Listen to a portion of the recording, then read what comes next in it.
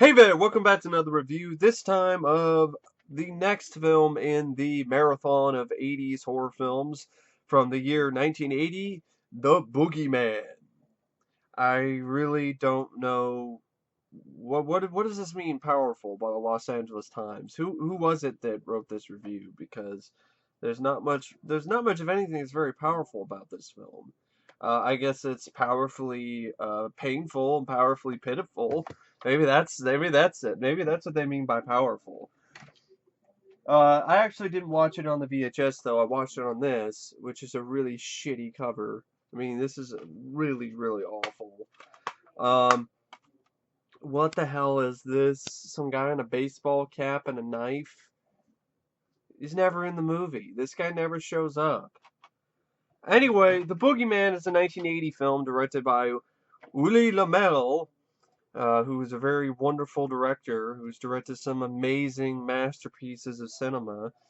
And if you haven't caught my drift yet, I'm definitely being sarcastic. This is the same guy who directed Zodiac and I think Zodiac Killer and like Zombie Nation. Like Ulli Lommel is not what you call a good director. And I've heard from I was looking forward to this because I remember not minding the trailer, and I've heard some decent reviews about it. So I'm like, oh, let's see if this is a good movie. And no, this is a pretty awful film if you ask me personally. I thought it was a pretty terrible movie. Um, so what really stood out to me is like, if this is supposed to be Uli Lomel's good movie, what the hell is his bad movie? Like what are his bad movies? This is supposed to be an example of his good movies. I mean, his bad movies must be really, really bad. Anyway, he also wrote the film, so he not only directed it, but he also wrote it.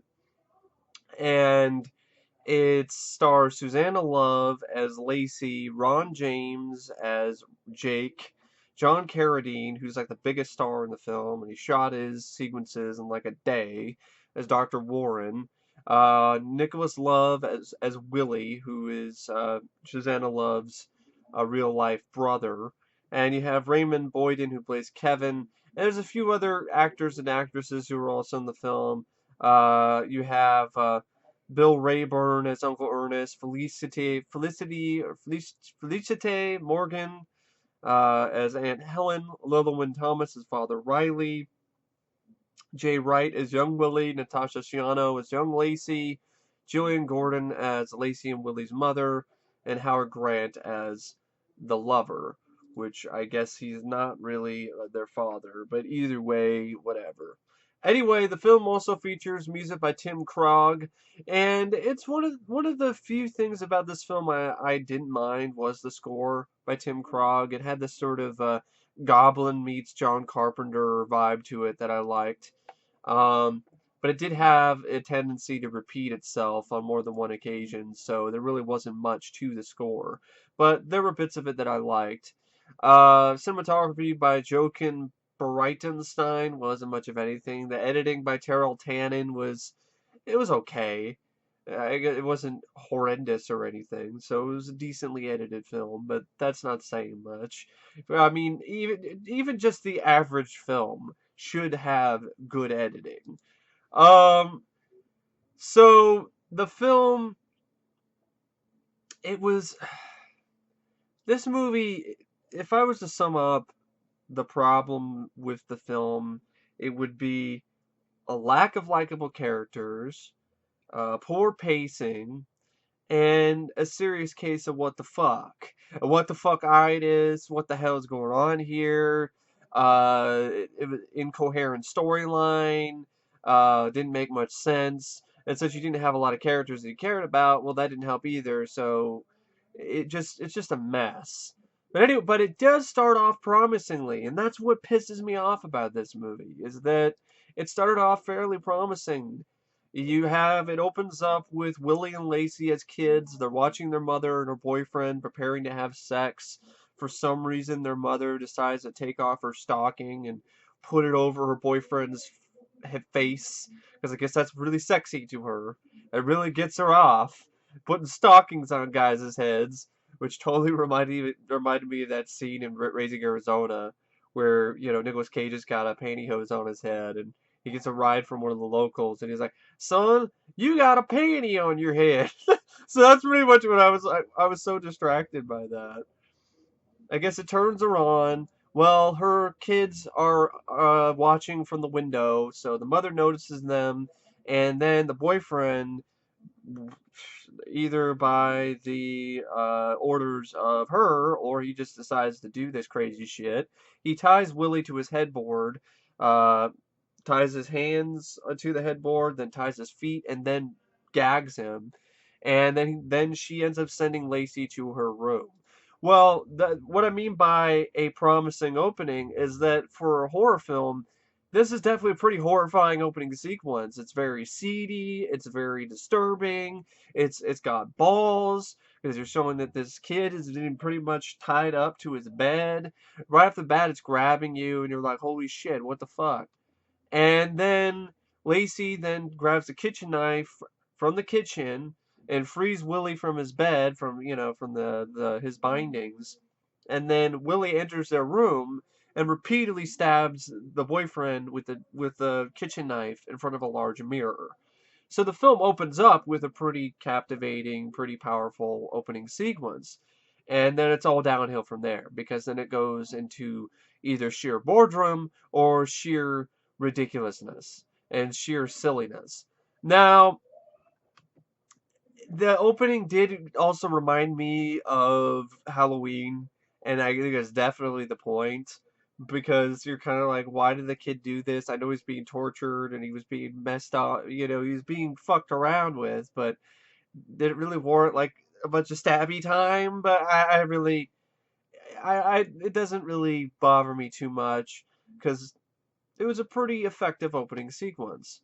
So it definitely caught my interest, and I was wondering where the film would go from there. Well, flash forwards about 20 years later.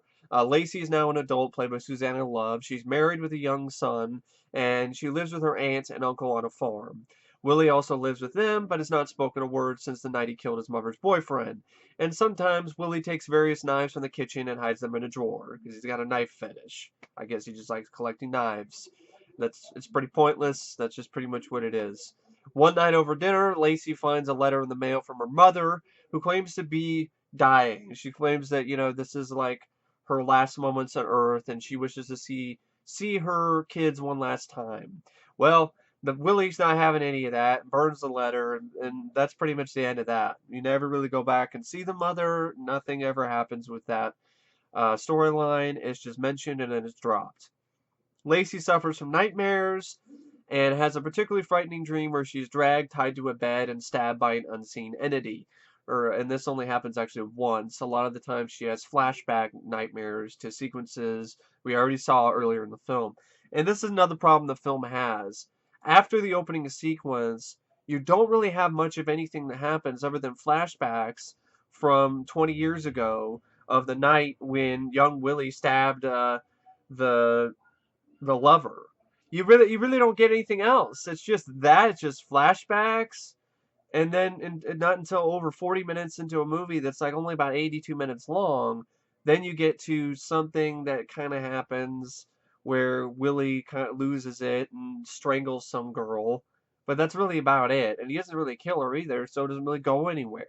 And then it isn't until over 50 minutes into the movie when you finally get like some of the first kills that are from the Boogeyman. So yeah, it takes a sweet time building up to the evil spirit getting released from the mirror, which is the big selling point of this film, that there's some evil spirit in a mirror, and it takes about 40 minutes or to get to that point in a film that's only 82 minutes long. That's just way too long, way too much of the running time devoted to boring, pointless shit. So anyway, Lacey has these nightmares. She ends up getting help from her husband. Her husband thinks something's wrong with her. Her husband Jake takes her to a psychiatrist to help her confront her fears, and they decide to visit the house she grew up in. I guess that's somehow he thinks that's gonna help. So they arrive not knowing who is actually living there, and then meet two teenage girls and their younger brother. And their younger brother is an annoying little twat who for some reason likes to scare his older sister, and every time he does it, he goes, Boogeyman! Which is just, it's laughable. It's absolutely laughable. We hear this stupid kid, who's an annoying little twat, to talk about the boogeyman before we actually see the boogeyman. I don't even think there isn't even a boogeyman to begin with, even in the film. And that's a problem too. I mean, what is the boogeyman? Where's the boogeyman in this? It's just a memory of the lover who I guess Suzanna Love saw him in the mirror, and then she broke the mirror and it released this evil spirit. What the fuck? Doesn't make any fucking sense. I mean, it would have been better off not even explaining why this shit happened. Because the explanations they have for it is fucking ridiculous. It's stupid. It's beyond inane. I mean, I hallucinated and saw the guy in the mirror with the painting on his head, and oh no, I broke it, and now the spirit is unleashed. Doesn't make any fucking sense. Anyway, even if I could kind of deal with it not making too much sense if it had some fun with it, but it doesn't. It takes itself too seriously, and then you don't really have any fun kills until over 50 minutes into the fucking film, and it's an 82-minute long movie. So anyway, so they meet the homeowners. The younger brother is an annoying little twat going, Boogeyman! And their parents and the homeowners have apparently just placed the home for sale and gone out of town. So the parents aren't there.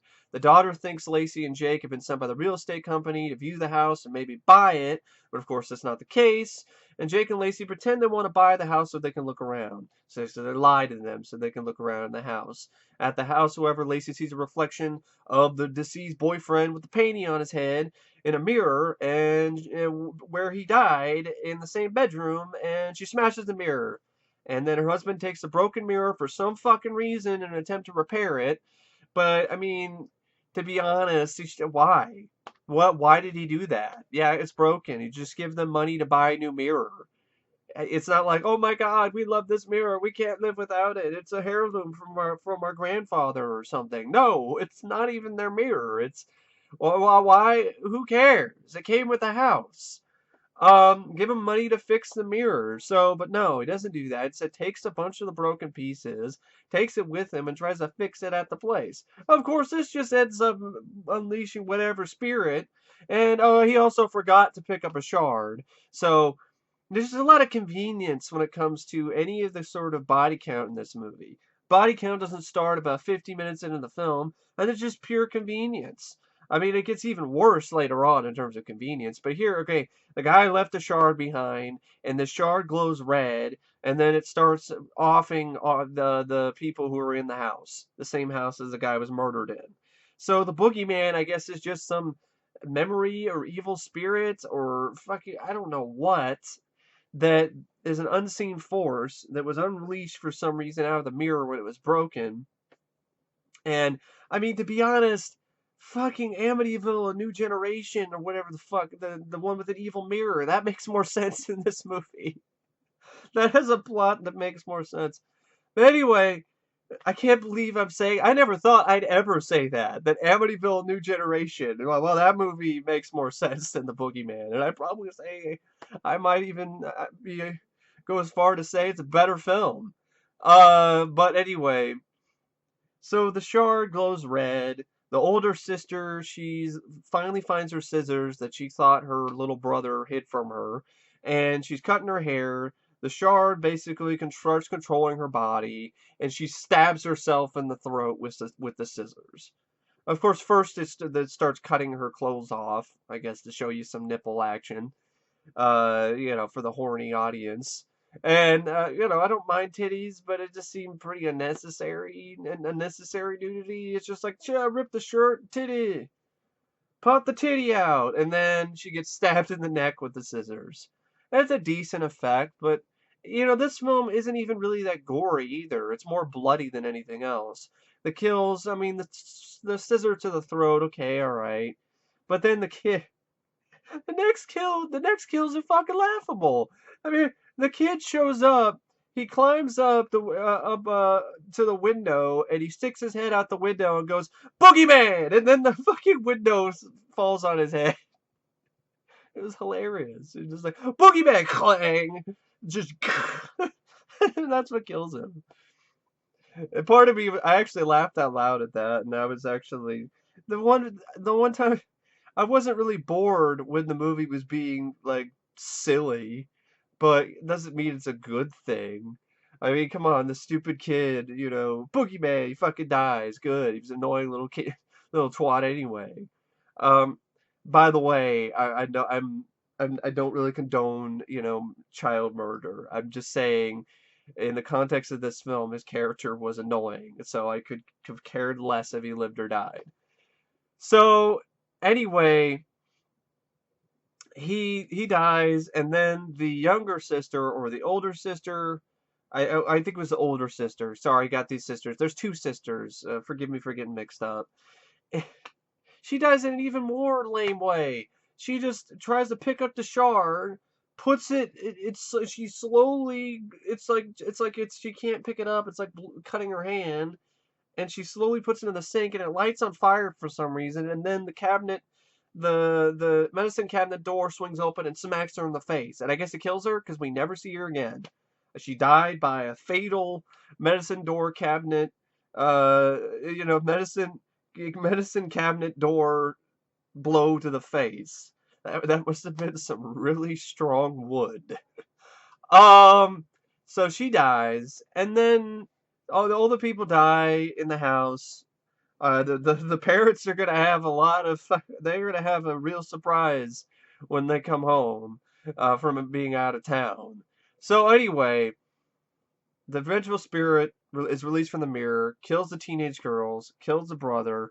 Willie is also having problems with mirrors. Seeing his reflection in one causes him to nearly strangle a girl, but it didn't really seem like it was a reflection that caused him to strangle her. She comes in wanting some eggs, and she also wants to get in his pants. But he doesn't want any of it, and he just freaks out and starts strangling her, and then he doesn't kill her, lets her go. She runs away, and that's the last we see of her. And then he starts painting the mirrors black.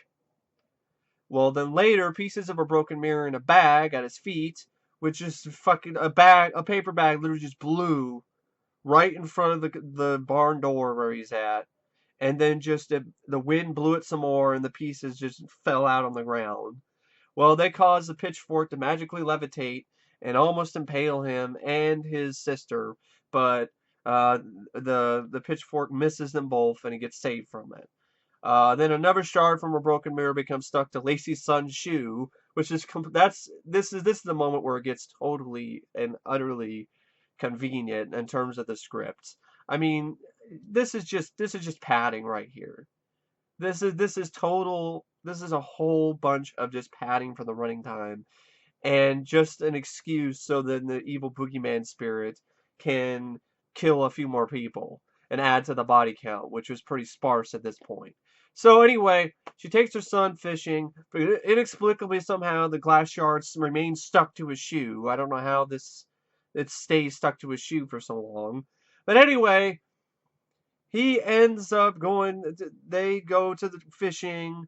The shard, I guess a reflection of it, shines across the lake where you have these bunch of, teenagers or college age students, including one guy's wearing a Triumph shirt, which is the band Triumph, which I actually know who the band Triumph is. And that's pretty, I mean, there's probably not that many people who see this movie that know who Triumph is.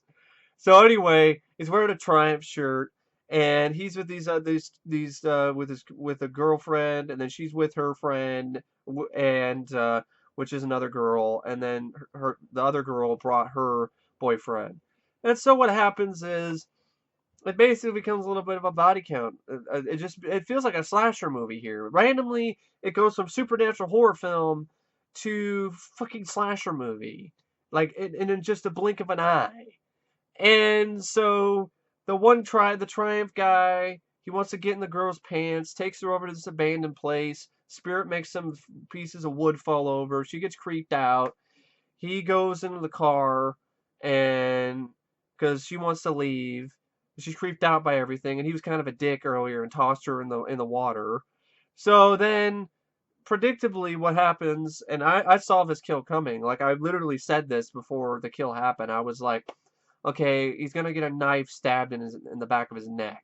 That's what happens. A knife magically floats into the air and stabs him in the back of his neck and out his mouth. And then the spirit, once his girlfriend goes back to come check on him, the spirit shows up and smacks her in the ass, gives her a nice slap on the ass, and she falls right on the knife and basically gets the kiss of death. Which is kind of okay, kind of an inventive kill, but it's not for it's doesn't mean that it's a great film. It's okay. I didn't mind that death scene, but who gave a shit? Who gives a shit about these characters? We don't know anything about them. They're just random people that were just there to be killed. And the other two, they just drive off, and we never see them again. So you didn't even kill the other two. You only killed half the crew that we showed up. You had a bunch of cannon fodder, and you didn't even use all of it.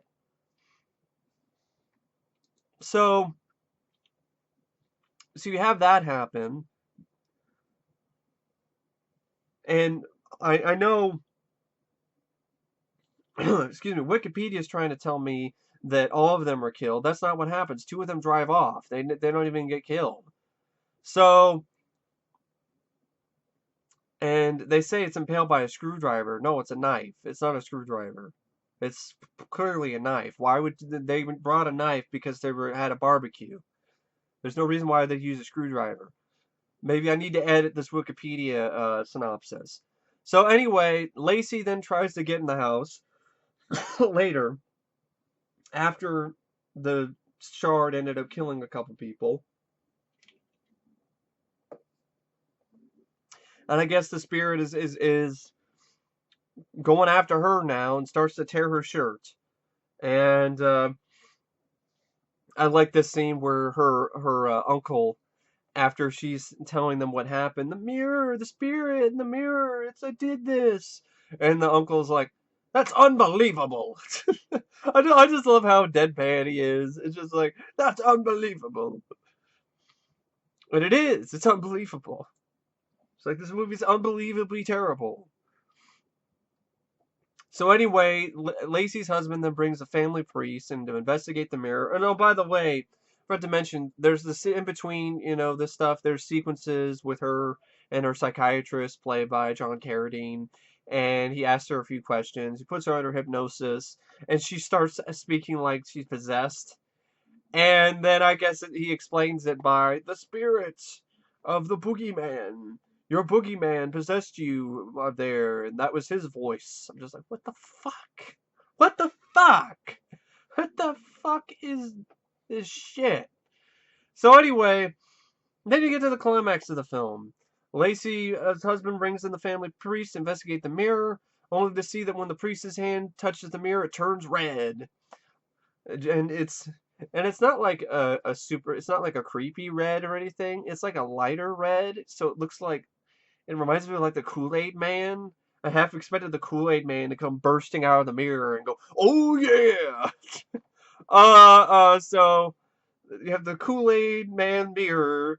It turns red, and then a piece of the mirror floats across the room and becomes lodged over Lacey's eye, which I guess possesses her and causes her to levitate off the ground.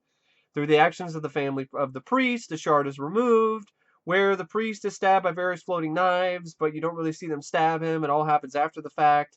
And you basically see Suzanna Love while she's possessed with a shard in her eye, making the silliest, most hilariously terrible and awful faces imaginable. I mean, it's a laugh riot. I definitely did crack up at this, but I don't think that was intentional. I think they actually wanted this to be scary. But here she is floating with a freaking eye patch made out of a glass mirror shard, and she's going, making all these kind of, and she's all like, "Get away! Get away!" And I'm like, "Get away! Get away from the boogeyman! Get away! It's a shitty movie! Get away! Run away! Run away from the boogeyman!" So she's like, "Get away!" It's so fucking stupid. And so while the priest has his cross and he's bleeding from his head, And I guess it's because of the stuff that's been thrown at him or whatever. And then he ends up taking the shard off her eye, and he perishes of these wounds that he got after the fact, because we see that then after he already took the shard off her eye, and she stopped acting like a fucking idiot. Because that's pretty much she. It didn't really look like it was, kind of scary possession. It was laughable. It was acting like a total moron, just like get away.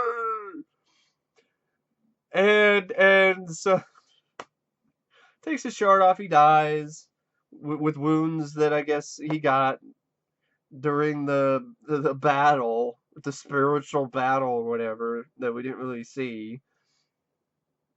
And then it's thrown into a well. And then he throws the shard into water again or in the sink, and it explodes into flames. I don't know why this happens. I don't know why these shards explode into fire when they're thrown in the water. I guess that's the boogeyman's weakness. This evil spirit can't stand water. I maybe M. Night Shyamalan saw this movie and he came up when he was thinking of ideas for how to end signs and come up with ways to discover a weakness for the aliens in that movie. I don't know. It's pretty much nonsense. And then the remainder of the mirror is thrown into a well, and it explodes in a ball of fire. And I guess it destroys the mirror once and for all, and the Boogeyman. And then the film ends with Lacey and her husband and the children visiting the graveyard, only to notice that there's one last mirror shard. That one last mirror shard that was on her son's foot is still there. And then he jumps up, and then it finally falls off. And I guess it's been stuck on his shoe somehow, some way. It must have been some spiritual super glue or some shit that I guess eventually wore off. And it falls off, and now it's in the graveyard, and it glows red, and that's the end of the fucking movie. And I'm like, wow, this is a fucking piece of shit. This is really bad. Like I was saying, the biggest problems this film has is it's for one, it's not scary. It's a horror film. It isn't scary in the slightest. Even in the beginning with the pretty effective sequence, which had pretty ballsy with the kid who kills the lover and so on. We've seen that done in Halloween and done better. But at the same time, I still didn't mind it. It was shot well enough and it caught my interest. Well, you go from there, which is a fairly kind of somewhat serious moment, except for the whole sort of there's some really weird dialogue between the girlfriend and her lover in that scene that's pretty laughable. And then you flash forward 20 years later, and then you have this stupid. So then you have this character who's the killer, the kid who killed some guy grown up. And the film, for some reason, the screenplay of Ulli Lommel, some fucking wonderful genius here, decides he wants to make you sympathize with him near the end. So he finally speaks when his sister is possessed, and then he's kind of like a good guy at the end. I'm like, what? What the hell? He killed somebody. I know the guy was an asshole and he tied him up, but he still murdered him.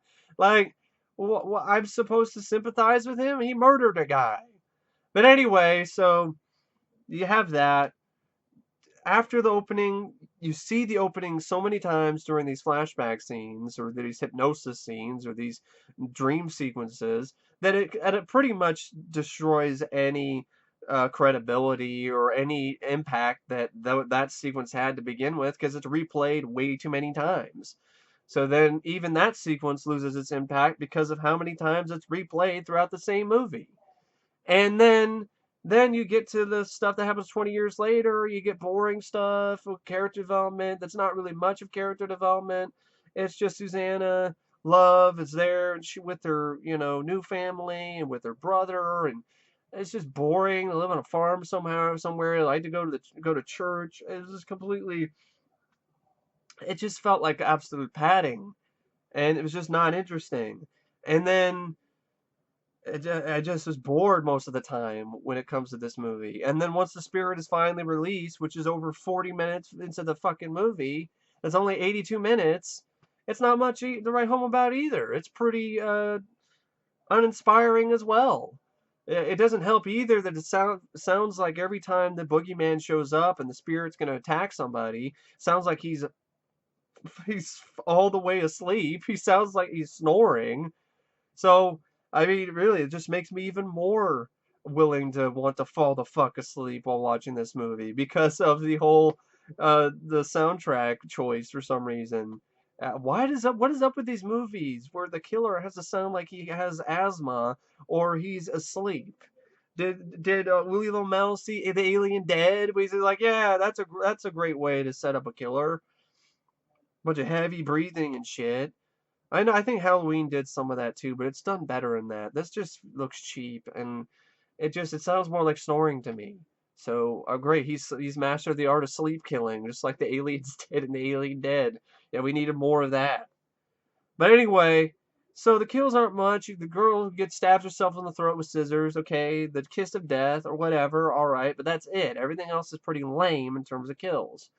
Um, there's no decapitations. There's no severed limbs. There's no anything like that. Even the supernatural elements in it are more laughable and cheap looking than they are scary. And and then the performances by the cast, for the most part, I mean, Suzanna Love, not the best actress, pretty flat performance.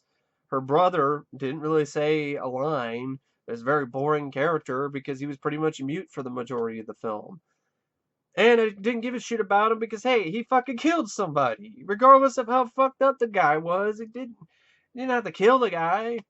He still murdered him. So, and then you have the whole thing with the aunt and uncle that goes nowhere, and then they die in lame ways too. One guy, the uncle, gets stabbed with a pitchfork, and the priest and some other guy just look up from the barn uh, ceiling and see him just stabbed with a pitchfork. It's just all after the aftermath deaths. They find the aunt strangled with the hose. Aftermath death. Open a door and she falls to the ground with a hose wrapped around her. Lame. And then you get the climax, which is just the priest putting up a cross, bleeding, and Suzanna Love acting like a complete fucking idiot and making a fool out of herself. And then they throw the mirror in a well. And it's over. And I like to throw this movie in the well. Because it deserves to go in the well and drown. This is fucking bad. It's shitty. It's really not a very good film.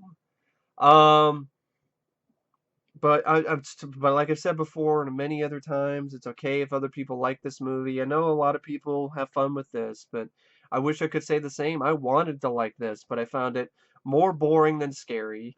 I found when it tried to be supernatural, it was just laughable and silly. And I thought the performances were flat. The direction was not really that much. The writing was poor because, for the most part, the script was pretty incoherent, and it just felt the whole film felt like a jumbled mess to me. It seemed like, hey, he made a screenplay the same way that, like the mirror got broken and he had all these shards.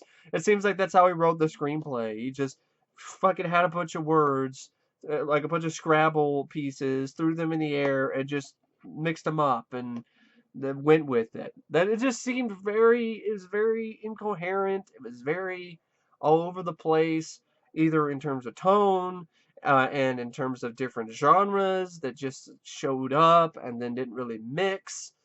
And yeah, other than the bits of the score and some of the kills and the moments where it just made me laugh because of its sheer stupidity, uh, this is a pretty poor film. So I really don't know what to say about the Boogeyman, except it was rated out of 5 stars. I would give it one. I give it 1 out of 5. Yeah, it was a pretty bad film for me personally. There wasn't much about it that I liked.